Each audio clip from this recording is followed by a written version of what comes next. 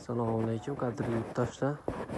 Navbatdagi ekopen mokriy ishlarimiz 6 ta ko'z bo'ldi bu yerda. 6 ta oraliq stullar o'ralgan. Pastlar alka bo'lmagan. Aynagi o'zini aynagidan bo'ldi. O'zini rangini aynagidan. Eshigimiz balkon bo'ldi.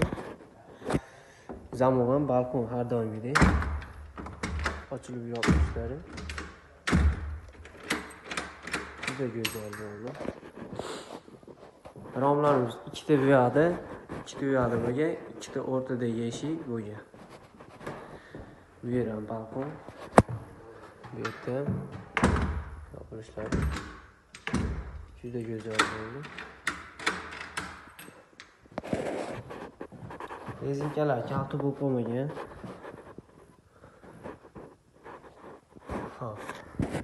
Boshqa ustidan bo'lgan. Eshik kichkina hisobiga ko'taraveradi ustidan.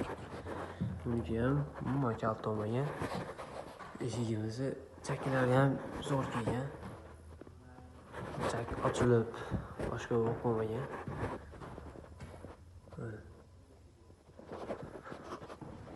Romlarimizda har bittasi bittadan ochilish bo'lgan. 60li spangeletlarda.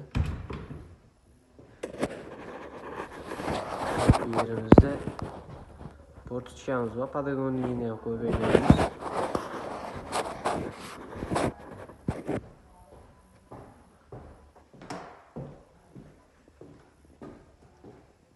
Bu yerda ham ikkita ochilish bor.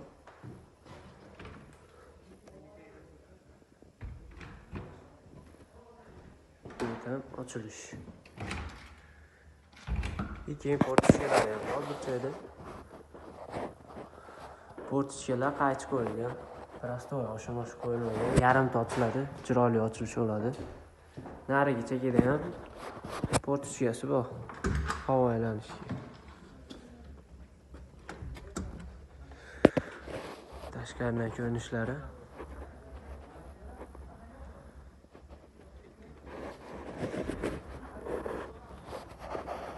Kimga shunaqa xizmatlar kerak bo'lsa, vodiy bo'ylab dastlabki uстановка ishlari bepul. Pastdagi nomerlarga aloqa chiqarasizlar.